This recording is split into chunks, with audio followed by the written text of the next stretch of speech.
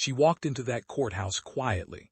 No uniform, no announcement, just a pregnant black woman with a notebook and 12 years of law enforcement behind her eyes. Officer Trisha Holmes saw someone she could push around. She was wrong. What happens next is one of the most gripping justice stories we have ever told on this channel. A corrupt officer, a network of buried complaints, a wrongful conviction, and a new chief of police who doesn't raise her voice once while dismantling everything Trisha Holmes spent 12 years building. Watch until the end. The final scene in that hearing room will stay with you. Drop a comment telling us what you felt the moment Trisha saw who was standing at that podium. The courthouse hallway smelled like floor wax and old coffee, and the particular kind of tension that builds in places where people come to fight for their lives inside small rooms with bad lighting. It was 7:52 in the morning, and the building was already alive, lawyers in dark suits rolling wheeled bags across the tile, a young mother trying to keep a toddler from running toward the exit, a man in a wrinkled button-down sitting on a wooden bench with his head in his hands, rehearsing something he would never quite be ready to say out loud. Nobody noticed the woman who came in through the east entrance. She wore a dark wool coat over a cream blouse, her bag over one shoulder, a small notebook tucked under her arm. She was visibly pregnant, 7 months, maybe closer to 8, and she moved with the careful, deliberate pace of someone who had learned long ago that stillness was its own kind of power. She paused just inside the door and stood there for a moment, not checking her phone, not looking for a sign on the wall, just watching, taking in the layout, the flow of people. The gaps where the flow broke down. Her eyes were calm and precise, and they missed nothing. Her name was Denise Wakefield. But nobody in that building knew that yet. Down the corridor, near the restricted access hallway that led to the judge's chambers and the evidence processing suite, Officer Trisha Holmes was holding court. She was a tall woman with a sharp jaw and the kind of confidence that comes not from competence, but from never having been seriously challenged. 12 years on the force. Every one of those years spent inside a system that had rewarded her for being exactly who she was. She stood with one hand resting on her belt and the other pointing a finger at a young black man who looked no older than 19. "I don't care what your paperwork says," Trisha said. "You don't belong in this hallway. Move." "I have a hearing," the young man said. "Room 14B, my lawyer told me to wait right here." "Lawyer told you wrong. Move now, or I will move you." He looked at her for a moment, the look of someone calculating the cost of every possible response, and then he picked up his bag and walked away without another word. Trisha watched him go with a small smile and then turned back to her partner, Officer Kyle Brandt, who was leaning against the wall eating a granola bar. "Third one this morning," she said. Brandt shrugged.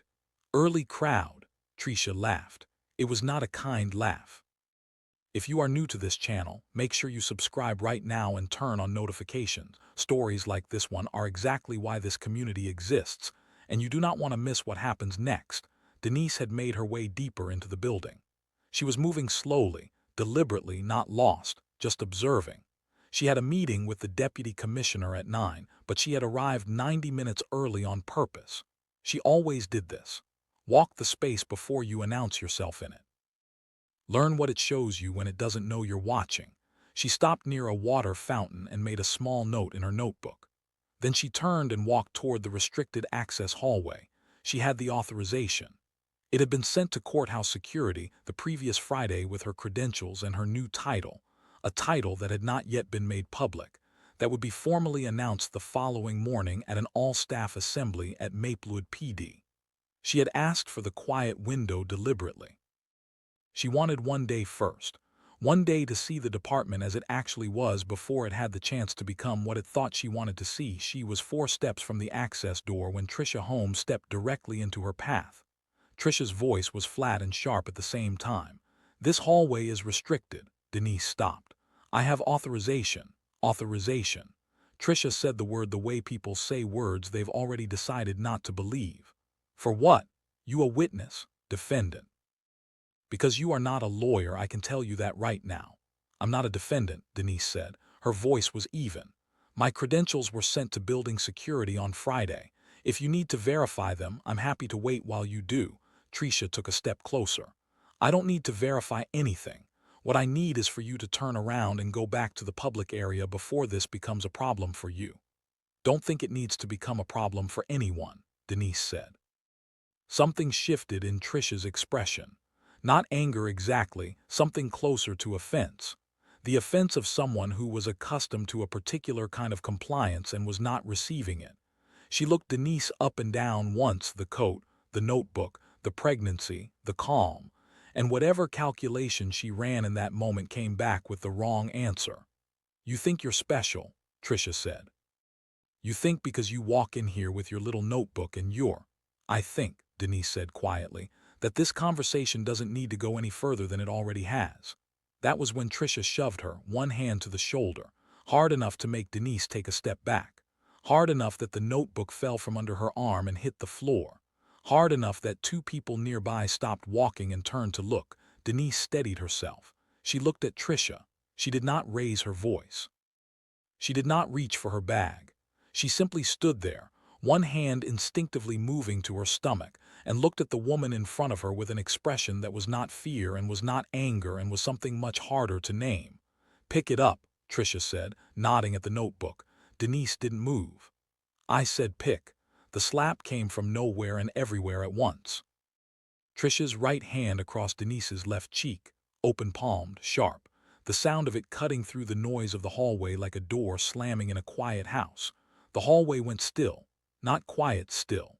The kind of stillness that happens when a room full of people simultaneously realizes they have just witnessed something they cannot unhappen. A woman near the water fountain pressed her hand over her mouth. A lawyer in a gray suit stopped mid-stride and stared. Brant pushed off the wall slowly, his granola bar forgotten in his hand, his face the color of old concrete. Denise stood perfectly straight. She touched her cheek once, a single brief touch, and then lowered her hand. She looked at Trisha Holmes for a long moment. The look was not wounded. It was not desperate. It was the look of someone who had just received a very clear piece of information and was already deciding what to do with it. She bent down, picked up her notebook, tucked it back under her arm, and then she turned and walked toward the elevator without a word. "Hey," Trisha called after her. "Hey, I'm talking to you. You walk away from me right now and I will." The elevator doors opened. Denise stepped inside. The doors closed.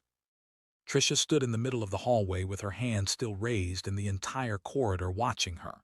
She lowered her hand slowly, looked around at the faces staring back at her, rolled her shoulders. "Show's over," she said.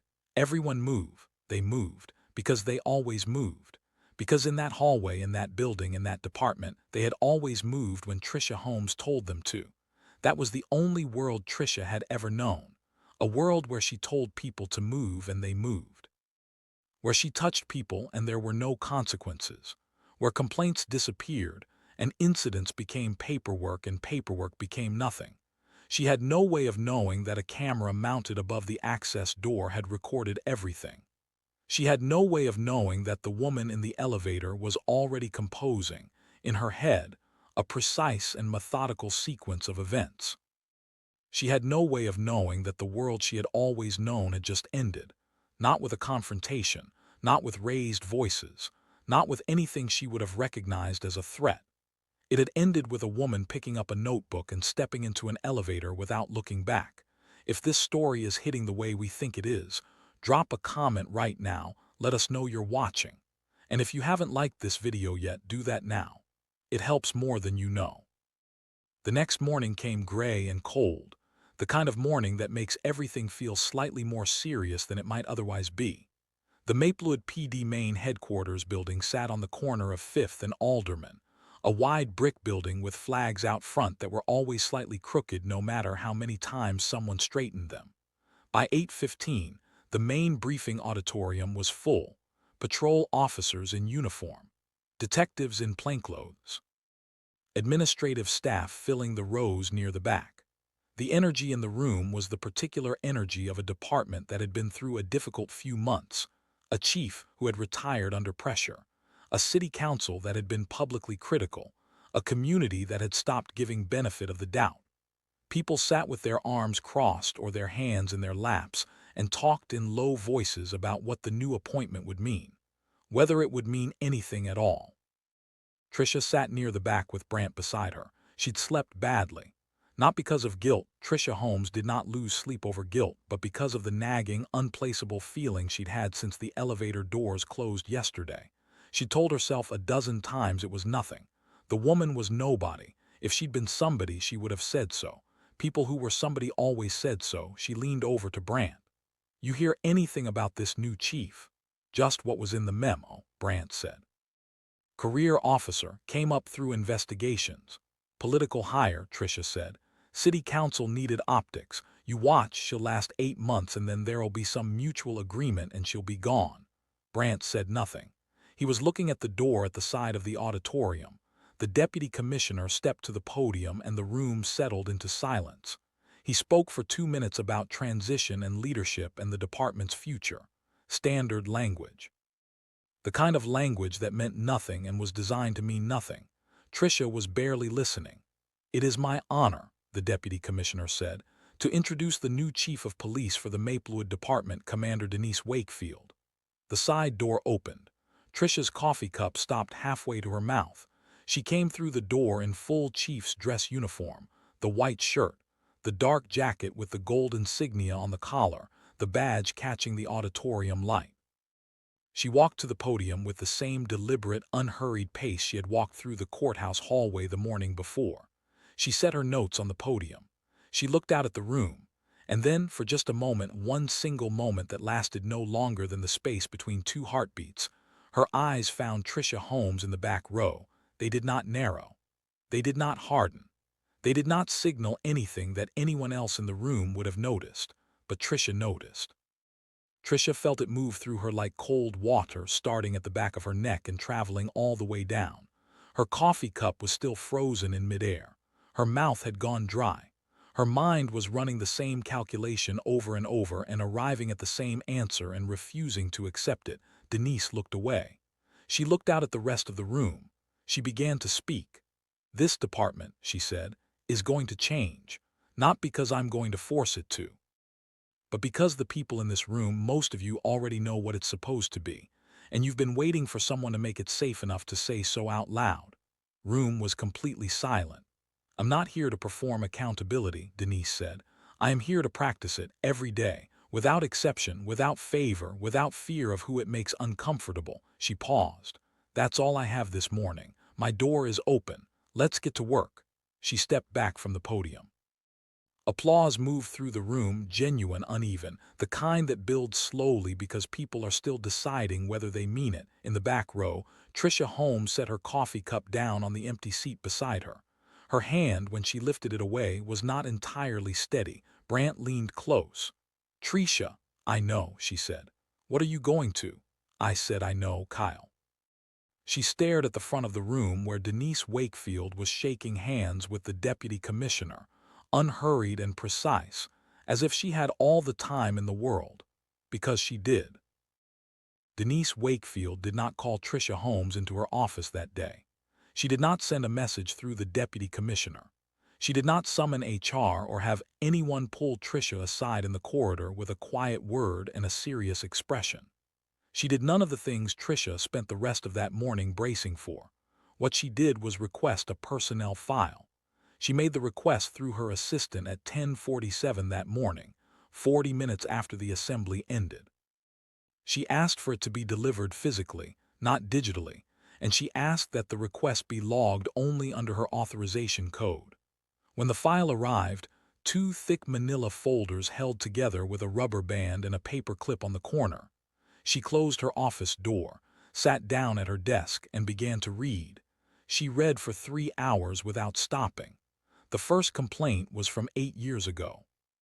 A man named Gerald Foss, 41 years old at the time, a warehouse supervisor who had been stopped by Trisha Holmes on his way home from a night shift. He said she had grabbed him by the collar and pushed him against his car without cause, called him something he wrote down carefully in his complaint because he wanted it on record exactly as it was said. The complaint had been reviewed by then-Lieutenant Hargrove and closed within 2 weeks. Finding: officer conduct within policy. Insufficient evidence to support the complainant's account. Denise turned the page. The second complaint. the third, the seventh, each one a variation on the same story told by different people in different words with the same ending. Closed, insufficient evidence, within policy. Denise read every single one of them, and she did not rush, and she did not skip, and she did not allow herself to feel what she was feeling until she had finished feeling it privately and completely, and put it somewhere it would not interfere with what she needed to do next. Then she got to the name Marcus Teel. Marcus Teel was 34 years old when he was arrested on a charge of aggravated assault and possession of an illegal firearm. The arresting officers were Trisha Holmes and Kyle Brandt. The key piece of evidence, a firearm recovered from Teel's vehicle during the stop, had been logged into the evidence system by Officer Darnell Webb, then a first-year officer assigned to the property unit. Teel maintained from the first moment of his arrest that the firearm was not his, that he had never seen it, that it had not been in his vehicle. He maintained this through his arraignment, through his trial, through 14 months in county detention while his appeal worked its way through a backlogged court system. The appeal had eventually surfaced an inconsistency in the evidence log, a timestamp that didn't match the chain of custody record. The case fell apart. Teel was released. No one was disciplined. The inconsistency was attributed to an administrative processing error. Denise closed the folder and sat very still for a moment. Then she picked up her phone and made a call. "Lena," she said when the line connected. "It's Denise Wakefield. I need 30 minutes of your time, and I need it to stay between us until I tell you otherwise." Lena Ford of Internal Affairs was quiet for a moment. "Is this about yesterday?" "It's about 10 years," Denise said. "Yesterday is just where I started reading. Do not go anywhere. This story is only getting started. If you haven't subscribed yet, do it right now and make sure your notifications are on. You are going to want to be here for every part of this." Ford arrived at Denise's office at 4 that afternoon. She was a compact woman in her late 40s with short natural hair and the particular kind of stillness that comes from years of sitting across from people who are lying to her face and learning to wait them out.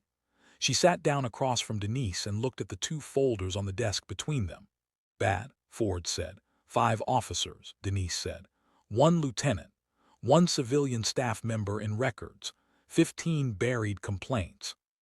1 wrongful conviction case with a tampered evidence log." She paused. "That's what's in the file. I have a feeling the file is not the whole story." Ford looked at the folders for a long moment. "Hargrove, name is on every closure.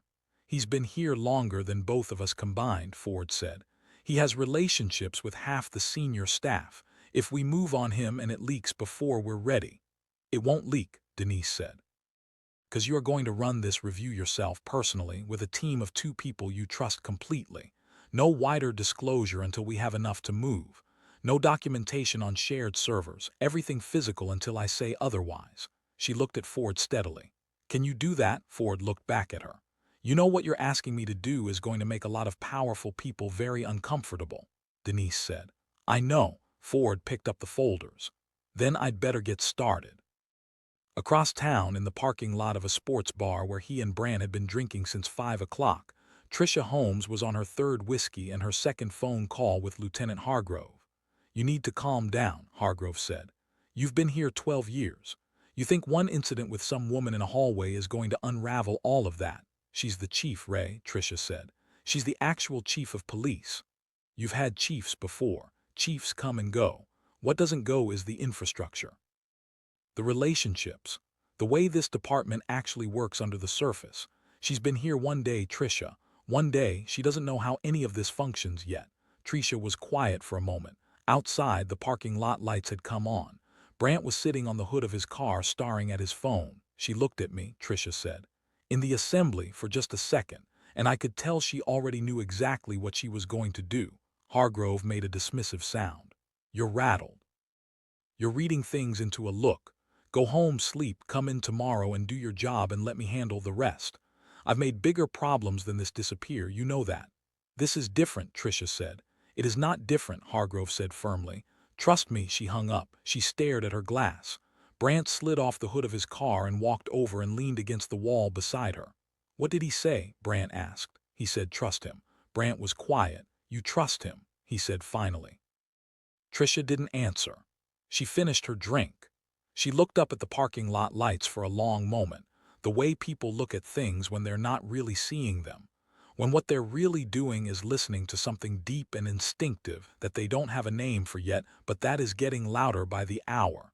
3 floors below Denise's office, in a small break room near the property unit.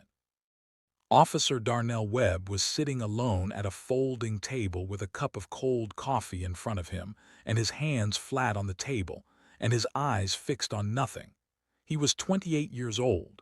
He had been on the force for 4 years. He had wanted to be a police officer since he was 12, not because of television or movies or any romantic idea about the job, but because he had grown up in a neighborhood where the relationship between the people who lived there and the people who were supposed to protect them was broken in ways that were visible and daily and painful. And he had believed, with the specific and stubborn belief of someone who has decided to invest their entire life in an idea, that he could be part of fixing it. That was before Hargrove. It had happened in his first year. Subtle at first, a reassignment here, a shift swap there, small favors asked and granted. Then less subtle. Then the night he was told to log the Teel evidence in a specific way and was given a very clear and very quiet explanation of what his career would look like if he asked questions about it. He had been 24 years old. He had a mother with a mortgage he was helping with and a younger sister starting college and no union backing yet and no senior officer he trusted enough to go to. So he had done what he was told, and he had lived with it every day since. He had tried to leave twice. Each time Hargrove had found a way to make leaving feel more dangerous than staying. By the time Webb understood the full shape of what he was inside it completely. He picked up his phone, set it down, picked it up again. He had heard about Denise Wakefield the same way the rest of the department had the assembly that morning, the speech, the 2 minutes at the podium that the whole building was still talking about by noon. He had stood in the back of that room and listened to her say the words without favor and without fear of who it would make uncomfortable, and he had felt something move in his chest that he had not felt in a very long time. He didn't know if he could trust it. He didn't know if he could trust her. He didn't know if walking into that office and saying what he knew was an act of courage, or just the last mistake of someone who had already made too many. What he knew was that Marcus Teel had lost 14 months of his life. What he knew was that he had been in the building the night the evidence was logged. What he knew was that he had not been an innocent bystander. He had been a participant, coerced or not, and the distinction had stopped comforting him a long time ago. He picked up his phone one more time. He opened the directory, found the office of the chief of police. I looked at the number for a long time. Then he typed a message to the chief's assistant. He kept it short. He said he needed to request a private meeting with Chief Wakefield at her earliest availability. He said it was regarding an ongoing personnel matter. He paused for a long time over the last sentence. Then he typed it anyway. He said, "It's about Officer Trisha Holmes. And it's about more than yesterday." He sent it before he could change his mind. The response came 11 minutes later. The chief would see him at 8 the following morning. Webb set his phone face down on the table. He exhaled slowly. His hands were not entirely steady, but they were steadier than they had been an hour ago. There is a particular kind of relief that has nothing to do with safety. The relief that comes not from knowing things will be okay, but from finally moving in the direction of the truth after years of moving away from it. Webb didn't know yet what was going to happen to him. He didn't know if coming forward would cost him his career or save what was left of his conscience. He didn't know if Denise Wakefield was everything her 2 minutes at the podium suggested, or whether he was about to make the worst decision of his life. What he knew, what he felt in the specific and unambiguous way you feel the things that turn out to matter most, was that he was done. He was done being part of this. He was done carrying Marcus Teel's name in silence. He was done watching Trisha Holmes move through the world like consequence was something that happened to other people. He picked up his cold coffee, drank it, stood up. Tomorrow at 8 he was going to walk into the chief's office and tell the truth, all of it, from the beginning. Every name, every date, every instruction he had been given, and every choice he had made in response. Whatever happened after that was going to happen. But it was going to happen in the light. If you are still watching, drop a comment below and tell us what you think Webb is walking into tomorrow morning. And if you haven't liked this video yet, now is the time. Webb arrived at exactly 8 o'clock. He wore his civilian clothes, dark jeans, a gray jacket, because coming in uniform felt wrong for what he was about to do. The chief's assistant showed him in without making him wait. That surprised him.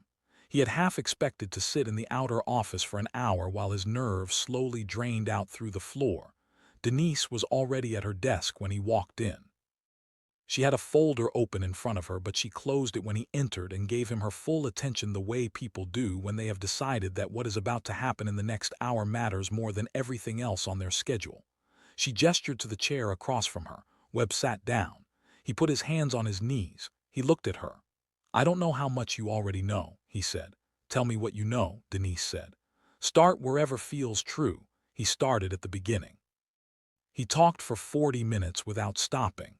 He told her about his first year, about Hargrove, about the way the pressure had been applied so gradually that by the time he understood what was happening, he was already in it too deep to see the edges. He told her about the night of the Teel evidence. He told her exactly what he had been instructed to do, and exactly what he had done, and exactly what he had told himself afterward to make it possible to go back to work the next day and the day after that and every day for the 3 years since. He told her the names. All of them. Trisha Holmes, Kyle Brandt, Officers Reeves and Castellano, Hargrove, the records clerk, a woman named Sandra Pitts who had been flagging complaint files for administrative review before they could reach anyone with actual authority to act on them. He gave her dates where he had them and approximate timelines where he didn't, and he told her clearly and without softening it when he was certain and when he was not. When he finished, the room was very quiet. Denise reached across the desk and slid a box of tissues toward him. Not dramatically, the same way you pass someone a pen they needed. Webb looked at it for a moment and then realized his eyes were wet and he hadn't noticed. "Need to ask you something," Denise said. "Yes." "You prepared to put everything you just told me into a formal sworn statement?" Webb looked at her. His jaw was tight, his eyes were still wet. "Yes," he said. "That's why I came." "It's going to be difficult," she said. "Hargrove is going to come after your credibility. The union is going to complicate the process. People you've worked alongside for 4 years are going to look at you differently. Some of them are going to call you things that will be hard to hear." "I know," Webb said, "and you're still prepared to do it." It was not a question the second time. She was watching him confirm something she had already read in him. "Marcus Teel lost 14 months, Webb said. "I was in the building. I can't keep acting like that's something that happened to him and not something I was part of." He paused. "I don't want to be part of it anymore. I haven't wanted to be part of it for a long time. I needed somewhere safe to say that." Denise looked at him steadily for a long moment. "You did the right thing coming here," she said. "I want you to hear that clearly, and I want you to remember it on the days when everything that comes next makes you question it." She stood, extended her hand. He stood and shook it. "Go home today," she said. "I'll be in touch through Captain Ford by the end of the week. Don't discuss this with anyone, not friends, not family, not anyone inside this department. Can you do that?" "Yes," he said. He walked out of her office and down the corridor and out through the side entrance and stood in the cold morning air for a long time. He felt lighter than he had in years. Not happy, it was nowhere close to happy, but lighter. The specific lightness of someone who has put down something very heavy and doesn't yet know what walking without it feels like, but is beginning slowly to find out. If you have been watching this from the beginning, thank you. Drop a like on this video right now. It takes 2 seconds and it means everything to this channel. Keep watching. We are almost at the part you came here for. Inside the department, Trisha's world was beginning to contract. She could feel it the way you feel a change in air pressure before a storm, not seeing it yet, just sensing the shift in the atmosphere around her. Officers who used to stop and talk in the corridor now found reasons to keep walking. A sergeant she had known for 6 years suddenly had nothing to say when they crossed paths at the coffee machine. Small things. The kind of things that individually mean nothing and collectively mean everything. Hargrove called her on a Thursday afternoon. His voice was still controlled, but there was something underneath it now, a tightness he wasn't quite managing to hide. "Need you to stay quiet," he said. "No confrontations, no conversations about any of this, nothing that gives them anything new to work with. The review is internal. As long as we keep it internal, I can manage it." "How long has the review been open?" Trisha said, a pause. "A few days. You're just telling me now." "Telling you now because now is when you need to know," Hargrove said. "Before, you didn't need to know. You needed to stay calm and do your job, and that's still what you need to do." "Opened it." "Ford." Trisha went quiet. Captain Lena Ford was not someone whose name you wanted in that sentence. Ford was not the kind of IA captain who could be managed.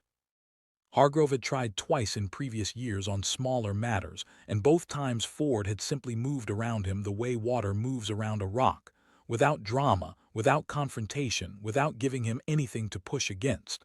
Trisha said carefully, "If Ford is running this—" "I said I'll handle it," Hargrove said. "Trust the process." "Telling me to trust the process," Trisha said. Her voice cracked slightly on the last word, and she hated herself for it. "The process is not something that happens to Denise Wakefield. The process is something that happens to us." Hargrove was quiet for a moment. When he spoke again, his voice was lower. "Listen to me. I have a meeting with the deputy commissioner tomorrow. I have relationships in that office that go back 15 years. I'm going to make the case that this review is creating a hostile working environment, that it is being driven by a personal grievance from a new chief who does not yet understand how this department functions. I have done this before. I know how to do this. She's not like the others, Ray." "Every chief thinks they're not like the others," Hargrove said. "And every one of them figures out eventually that the department was here before them and will be here after them. She'll learn." He hung up. Trisha sat in her car in the precinct parking lot and stared through the windshield at the brick wall across from her. The late afternoon light was flat and gray. She thought about the expression on Denise Wakefield's face in that courthouse hallway the moment after the slap, when Denise had simply looked at her without flinching, without breaking, without giving her anything. She had thought in that moment that the lack of reaction was weakness. She had thought it meant she had won. She understood now, sitting in the cold gray light, that she had misread every single thing about that moment. The stillness had not been weakness. It had been the opposite of weakness. It had been the composure of someone who already knew exactly what was going to happen and did not need to say a word about it. 2 days later, a story appeared in the Maplewood Courier. Anonymous sources within the department questioning the new chief's qualifications. Suggestions that her appointment was driven by city council politics rather than merit. The framing was careful and deliberate, and Trisha's fingerprints were not on it directly, but Brant's brother-in-law wrote a local politics column, and the sourcing had a specific texture that Ford noted and filed and did not act on yet. Denise read the article over breakfast. She read it twice. Then she folded the paper, finished her coffee, and drove to work. She did not call a press conference. She did not issue a statement. She did not summon anyone to her office to express displeasure. She went to work. She did her job. She let Ford's review continue its quiet and methodical and devastating progress through 10 years of buried truth. Hargrove's meeting with the deputy commissioner lasted 22 minutes. He had expected at least an hour. An hour was what these conversations had always taken in the past. The slow negotiation of institutional loyalty against institutional liability. 22 minutes meant the deputy commissioner had not needed time to think about it. 22 minutes meant the answer had already been decided before Hargrove walked in. He drove back to the precinct without calling anyone. He sat in his office and stared at his desk, and for the first time in 11 years allowed himself to feel the specific sensation of a structure he had spent a decade building beginning to come apart beneath him. Not collapsing, not yet, but moving, shifting. The way old buildings shift before they fall, slow and subtle, and then all at once. On a Wednesday morning, 3 weeks after Denise Wakefield's first day, the courthouse security footage was subpoenaed as part of the formal IA record. It moved through procedural channels with the particular momentum of something that cannot be stopped, only delayed, and no one with the ability to delay it tried. By Thursday afternoon it was part of the public record. By Thursday evening, a journalist had it. It ran everywhere by Friday morning. There was no ambiguity in the footage, no angle that softened it, no interpretation that helped Trisha Holmes. What the camera had recorded was exactly what had happened: a uniformed officer shoving a pregnant woman, and then striking her across the face in a public corridor without provocation, without justification, without anything that could be dressed up as protocol or procedure or a reasonable response to a perceived threat. Just a woman with a badge deciding that another woman had no power and acting on that decision with her hand. The comments on the news sites filled within hours. The department's public affairs line received more calls in one morning than it typically received in a month. City council members issued statements. Community organizations that had been asking questions about Maplewood PD for years suddenly had a specific and visible and undeniable piece of evidence to point to. By Friday afternoon, the sequence moved quickly and without mercy. Trisha Holmes was suspended with pay pending termination proceedings. The suspension notice was delivered to her by HR while she was at her desk, in front of 3 colleagues, which was not accidental. Kyle Brandt and officers Reeves and Castellano were placed on administrative leave pending the outcome of the IA review. Lieutenant Hargrove was suspended separately, pending a parallel investigation into his conduct as a supervising officer over the preceding decade.